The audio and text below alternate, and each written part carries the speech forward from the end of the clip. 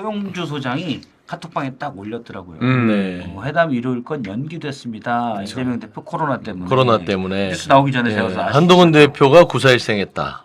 아니 제가 그 전에 카톡에 올렸잖아요. 코로나래요. 그거 못 봤어요? 아, 제가 제일 먼저 들었을 걸. 또 누가 올리든 간에 제가 올렸잖아요. 제가 봐서는 한동훈 대표는 이번에 이재명 대표의 코로나가 정말 그 한숨 돌리게 하는 이런 절호에 신이 도왔다. 저 그렇게 보이는 게 한동훈 대표가 생중계를 던진 이유가 고육지책이에요. 고육지책. 네. 짠해서 할 수 있는 최고의 비책은 생중계밖에 없었다. 예를 들어서 지금 최혜병 특검에 대해서 당내에서 한동훈 대표 입지가 좁아요. 아직 해결을 못했어요. 최상병 제발 최상병이야. 민주당은 최혜병. 그러니까 했잖아. 해병이잖아요. 상병이어도. 상병보다 해병이 좀 더 그리고 크죠. 해병이 더 크죠. 최해병이라고 그러신 거예요? 예, 예, 아, 최혜병. 저는 최일병으로 들어가지고 최해병. 미안합니다. 최해병. 그럼요. 그거는 저기 예전에 류사명 후보가 했던 얘기고. 류사명 후보가 했던 얘기고. 알았어요. 나 잘 못 들었고. 예를 들어서 한동훈 대표가 지금 당에서 어느 정도 최병 특검에 대해서 좀 이렇게 좀 의견을 모았다면 생중계 안 해요. 와서 본인의 어떤 입장대로 이재명 대표와 맞닿아서 얘기하고 나중에 나서 그 비공개 회의를 백프로를 할 때 별로 그렇게 꺼리낄 게 없을 거 아닙니까? 근데 이 비공개가 되는 순간 혹시나 이재명 대표가 이게 자의적으로 해석을 해서 백프로 하게 되면 당에서도 오해할 수 있고 용산에서도 오해할 수 있고 당원들도 오해할 수 있고 결국에는 당원, 용산, 당내 의원들에게 투명하게 본인의 입장을 밝히는 방법은 생중계밖에 없습니다. 이게 결국엔 최혜병 특검 때문에 생중계를 한 거예요. 다른 거 아니에요. 명확하게 야당 대표와 얘기하는. 지금 윤희석 대변인 한심의 큰 부분을 차지하고 있어요. 한심? 한심하다고요? 잠깐만. 아니죠. 그건 아니고. 네, 한 대표의 한심의 큰 부분. 그걸 알았어요. 생각 좀 아니, 하고 한심- 얘기해요. 아니, 한심하다는 얘기는 절대 아니에요. 네. 한심의 큰 부분은 한 대표 마음의 큰 부분을 차지하고 있는 윤석 대변인. 한숨, 요런 얘기예요. 한숨. 예, 그런 얘기인데. 이상한데. 예. 그런데 크게 한심하다 이런 뜻이 아닙니다. 그럼 네. 작게 한심해요? 아니요, 근데 어쨌든 그런 분이 얘기하시기에는 TV를 통해서 최상병 특검법을 제3자 추천을 하겠다라는 걸 대국민 약속을 하는 듯한. 이미 했잖아요. 근데 이제 또 해요? 또 야당 대표랑 할 때 공개적으로 하는 것도 최근에 말 바뀌었다는 얘기들이 있었으니 그러니까요. 이제는 이제 거의 실행 단계이기 때문에 네네. 그런 얘기를 할 수도 있다라는 걸로. 그러니까 생각했어요. 생중계 특히 방송 많이 해보셨으니까 아시겠지만 생중계가 뭡니까? 결국엔 메시지도 메시지지만 톤 앤 매너입니다. 결국에는 이 카메라 앞에 있으면 같은 말을 하더라도 어떤 표정과 어떤 뉘앙스로 그 단어를 얘기하는가가 매우 중요하게 다가서거든요. 근데 비공개는 텍스트로만 하는 것이고 받는 입장에서 본인이 보기로는 웃으면서 얘기했는데 나는 상대는 웃었지만 내가 받기로는 비웃었네. 예. 이렇게 하면은 그거는 설명이 안 돼요. 근데 시청자들이 다 보고 있으면 방송이 돌아가면 여기서 비웃었다 하더라도 아니야 내가 봐서는 웃고 얘기한 거야 라고 판단이 가능하기 때문에 저는 당원들한테 63% 지지를 얻었기 때문에 거기에는 내가 약속 어기는 거 아닙니다 라는 입장. 두 번째는 용산에도 당원들에게 약속한 부분들은 지켜져야 됩니다. 그리고 주도권 우리가 갖고 갑니다. 라는 거.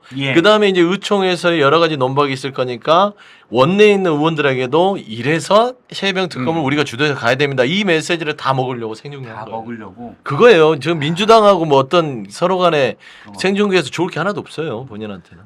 그런데 지금 봐서는 이재명 대표가 본의 아니게 코로나가 걸리면서 한동훈 대표가 시간을 좀 벌고 당내에서 이 부분에 대해서 여러 가지 좀 정리할 시간은 벌었기 때문에 저는 한동훈 대표한테 나쁠 건 없다. 아니, 제가 오늘 아침 회의 갔다 왔잖아요. 최고위원회의. 그러네. 어땠어요 분위기가? 오늘 그래도 다 말씀드려야지. 아침에 저희가 8시 50분에 최고위원회 사전회의를 하거든요. 비공개 사전회의. 그렇죠. 그러고 9시부터 이제 진짜 공개를 하고 그다음에 또 비공개를 하잖아요. 그렇죠. 근데 이제 당사를 갔는데 제 앞차야. 한동훈 대표 앞에서 내려가지고 같이 엘리베이터에 타고. 근데 이제 아침에 그 엘리베이터 기다리는 중에 그때 알으셨어. 모 기자가 살짝 얘기를 코로나? 코로나 걸렸다고. 저는 이재명 대표가 그 한 30초 전에 알았어. 그러니까 우리는 몰랐지. 그러니까 뭐 그 반응을 알잖아요. 그러면 현재 우리도 황당한 반응이었다. 그다음에 이제 사전회의 할 때도 다른 분들 다 모르시지. 그렇죠. 저는 알고 이제 최여서 카톡 줬잖아요. 예. 그 사이에 되게 일찍 줬더라고. 그 사이에 이제 한동훈 대표가 오셔서 그 얘기를 한 거야. 그러니까 다들 뭐 이렇게 된 거지. 그러니까 우리가 좋은 건 아니었어. 이게 준비를 다 했는데 그 표정 윤희석 대변인이 그렇게 안 보이지만 되게 이가의 미소가 좀 있는데. 되게 예민한데 그 엘리베이터에서 처음 한동훈 대표가 이재명 대표가 코로나 양성 반응이 나와서 대표회담이 수년될 것 같습니다라는 얘기를 들었을 때 딱 잡히는 표정. 어떻게 미간. 했냐면 한동훈의 미간은 어땠습니까? 정말이에요? 이랬어. 오 똑같아. 와 아무런 그러니까- 뉘앙스를 표시하지 않는 그 기자가 건조한 미간을 선보였어. 그 기자가 그래서 뭐 코로나 뭐 핑계 댄다는 말도 있어 이런 식으로 얘기를 했어. 어떻게 핑계를 대요? 그러니까 그런 그런 해석도 있어요. 얘기를 했다고. 그러니까 그럴 리가 있을까요? 딱 그랬다고. 그럴 리가 있겠습니까? 아니 그럴 리가 있을까요? 있을까요? 네. 그럼 약간 안도? 또 아니 그런 게 아쉬움? 없었어. 아무것도 안 아쉬움이었어. 보여요. 아쉬움. 안도가 아니지. 그래요? 이거지 안도는. 왜냐면 지금 서영주 소장 얘기는 시간을 좀 벌어서 예를 들어 최상병 특검 등 본인이 일단 좀 여당을 더 다독거려야 되는 문제에 있어서 시간을 좀 벌었을 수 있다라는 안도로 해석을 했는데 그건 아니다라는 말씀이시네요. 그러니까 이제 이 안도하지 않았다면 정말 이제 윤석 대변인 옆에 있으면 좀 있는 그대로 좀 이렇게 표현할 수 있잖아요. 이거는 상황상 정치를 아는 사람이면 안도의 상황이에요. 근데 한동훈 대표가 정치를 모르니까 아쉽네 이렇게 이제 순진하게 얘기한 거죠. 순진해. 네, 말하자면 상황상 보세요. 여야 대표가 25일 날 회담이 잡혀 있었는데 예. 결국에는 한동훈 대표는 당내에서 여러 가지 이 문제에 대해서 해법을 아직 내지는 못한 상황에서 만나야 되니 부담이 됐었고 예.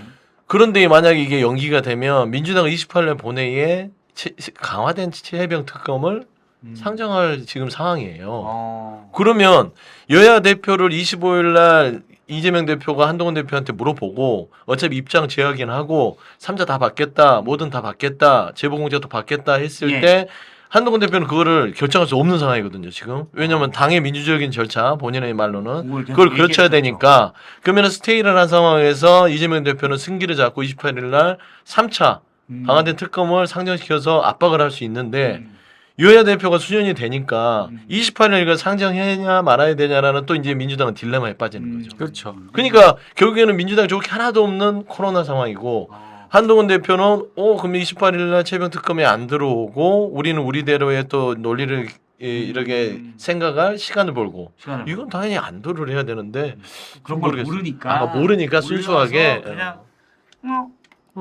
빨리 생중계했으면 좋았을 텐데 그냥 빨리 텔레비에 나왔으면 좋겠는데 뭐 이런 생각만 갖고 있는 거죠. 알겠습니다. 그냥 한심을 그냥 나 지금 유 대변인 방금 미소는 아주 한심하다는 듯이 한심이니까. 한심하다보다는 이제 처음 이 반응이 이 코로나 이 얘기가 나왔을 때 기자분들의 평가는 이재명 대표가 1타 3피가 됐다. 한 번에 3개를 얻었다. 회담도 하기 싫은데 안 해도 되고 생중계 안 해도 되고 봉화마을 양산 안 가도 되고 딱 그렇게 얘기하더라고요. 봉화마을까지. 그렇죠?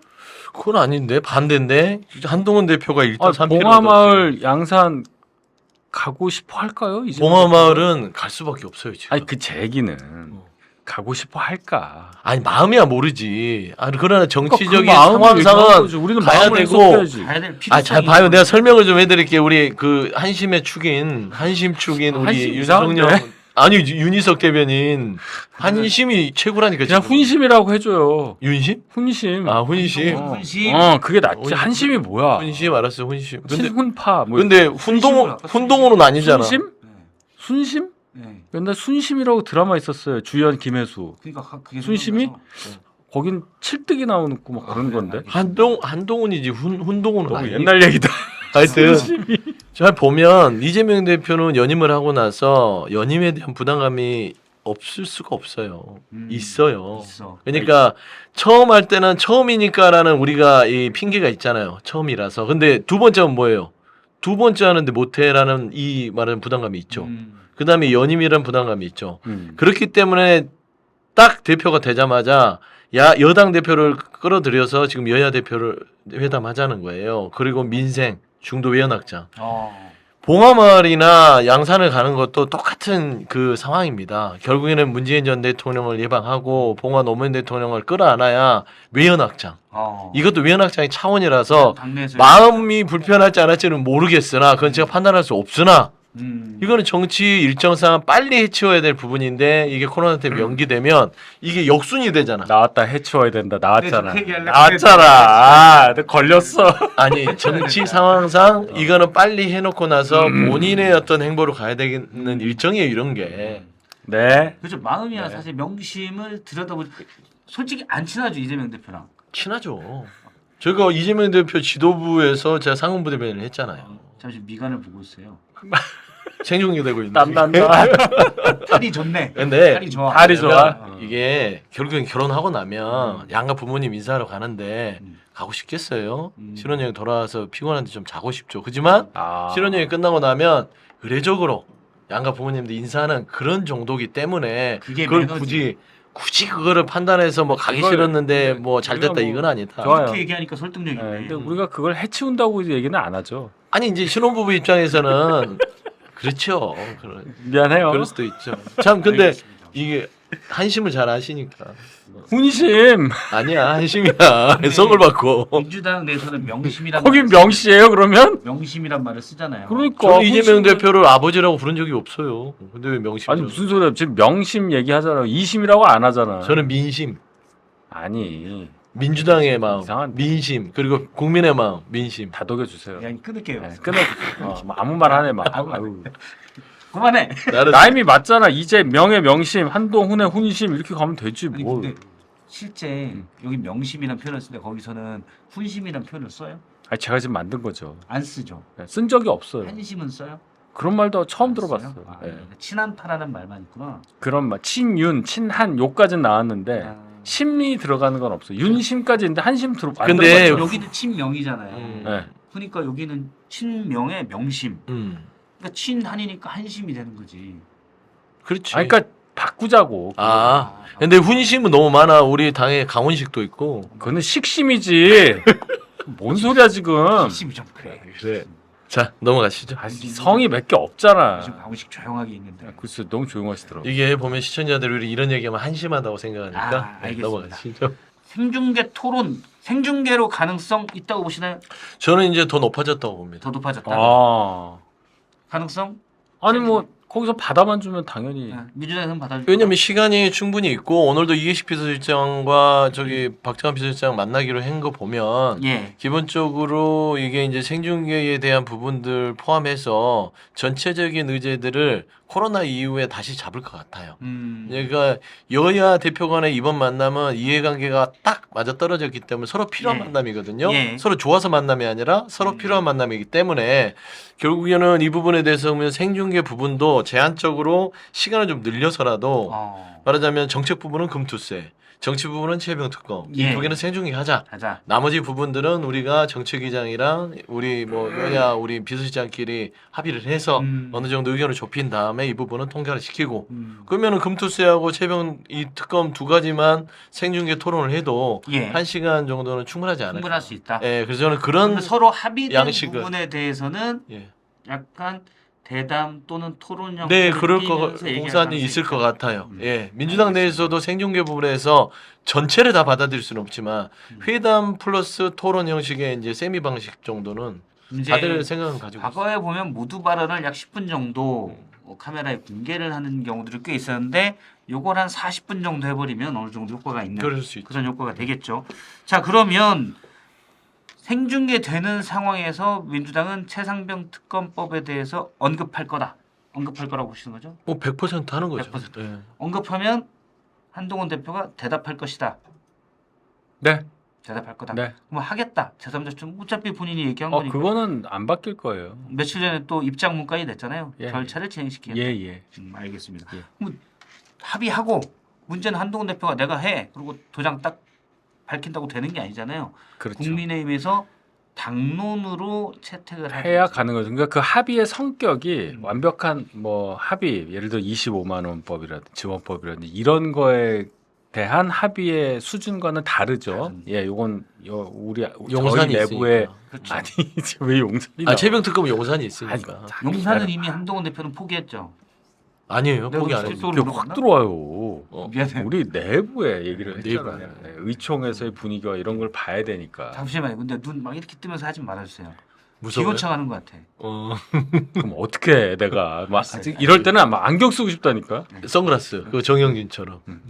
오케이 죄송합니다. 말 끊어서 얘기해 주세요. 까먹었어요. 최혜병 특검법은 어차피 뭐 다른 법안처럼 한 대표가 그래 할게요 해서 되는 게 아니다. 이제 당내로 가서 여기까지. 그렇죠. 그러니까 뭐라 그럴까 가조인 정도 하는 가계약 정도 하고 이제 가계약. 오는 거지. 아유. 가계약 정도 하고 와서 물어봐서 진짜 본계약 가냐 이 단계잖아. 그럼 가계약을 하고 왔으니까 이쪽에서는 가계약까지 했어? 뭐 이렇게 되겠죠.